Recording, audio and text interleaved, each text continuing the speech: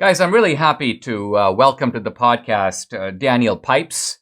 Dan is an historian. He's a former official in the U.S. Departments of State and the Defense Department.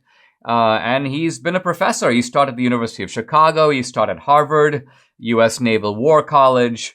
And he also runs an organization called the Middle East Forum. Now, Dan wrote an article, I believe originally in a magazine called The National Interest, about a worldwide movement of Muslims converting to Christianity. An extremely, I think, fascinating topic. I wanted to have Dan come on and talk about it. Dan, welcome to the podcast.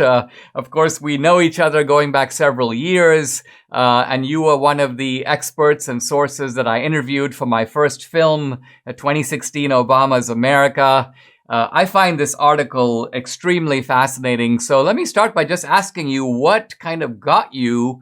I mean, here you are, you're a scholar, historian, a political scientist. What got you interested in this topic of Muslims, in a sense, leaving their faith and becoming Christians?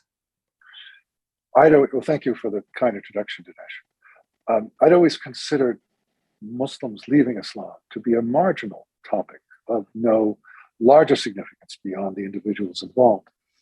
And then gradually over the past few years, I became aware that it's bigger than that. There's something going on. And there are really two aspects to it. One is Muslims becoming atheists, and the other is Muslims converting to other religions, mostly Christianity. And I now see this as a significant phenomenon, both for those involved and also a challenge to Islam, such as Islam has never faced. Let's begin by talking about the historical reluctance that Muslims have had to leave Islam.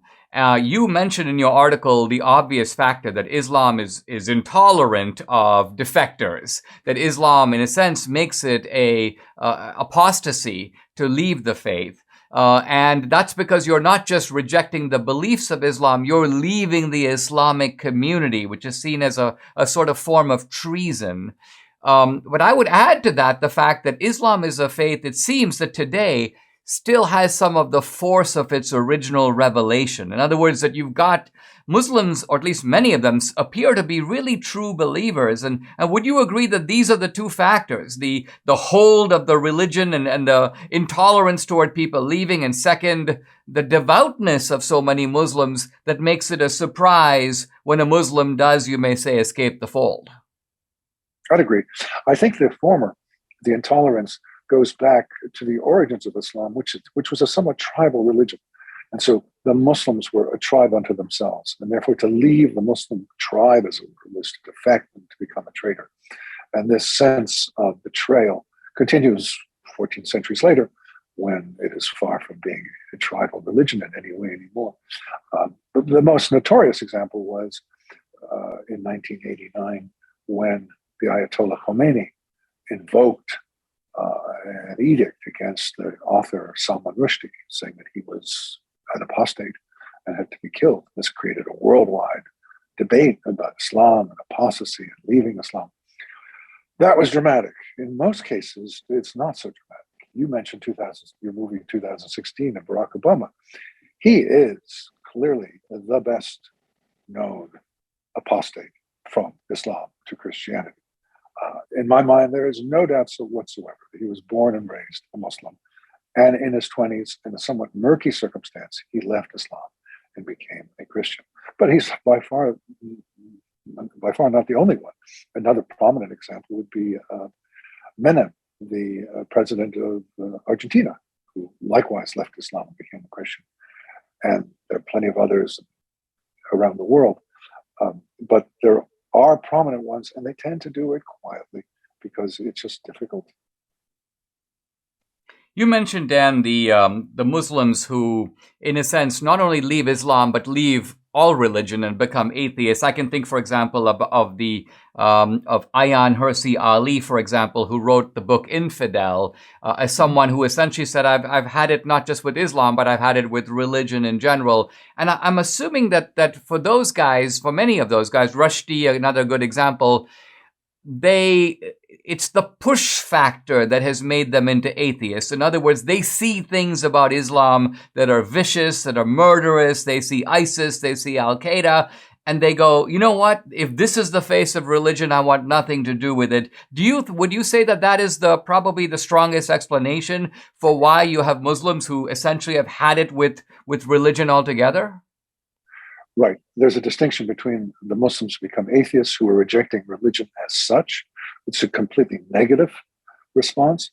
And those who become Christian, or for that matter, Buddhist or Jewish or Hindu, and they are rejecting only Islam, not religion as such. Most apostates who leave this religion entirely become atheists. A smaller number become members of another religious community, and in particular Christianity, where it's a mix of push and pull, where the attraction in particular of Jesus figures largely. It's not just negative, it's also positive. Let's turn to that subject for a moment and go into it a little bit more. What struck me about your article is that you are mining a fairly wide range of sources, and you're also mining incidents that are occurring not in one particular place where you could say, well, this is due to Iran or this is due to Iraq. You've got incidents that are occurring in Indonesia, they're occurring in the Middle East, they're occurring in Africa, even in sub-Saharan Africa, not to mention Muslims who are in the West. And you describe the remarkable phenomenon of Muslims who see dreams and visions of Jesus. Say a word about that. How did you find out about that? And what do you make of it? Well, you're right. There is a large literature. All I did in my brief articles to skim the tops of it. There's a vast literature. There are many, many ex-Muslims who describe their process out of Islam.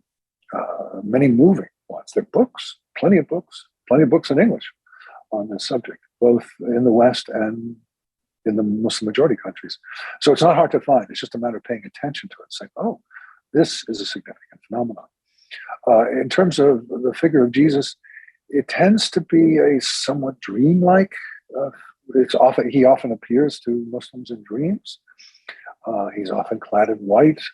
It's not a specific thing. It's an apparition, and they're drawn to him. They want to learn more. They want to take the Bible seriously, as you probably know. In Islam, the Bible, Jewish Bible, Christian Bible, are seen as outdated books. Yes, they have truth in them, but they're outdated. The Quran came and replaced it. You don't need to look at the Bible. It's out of date.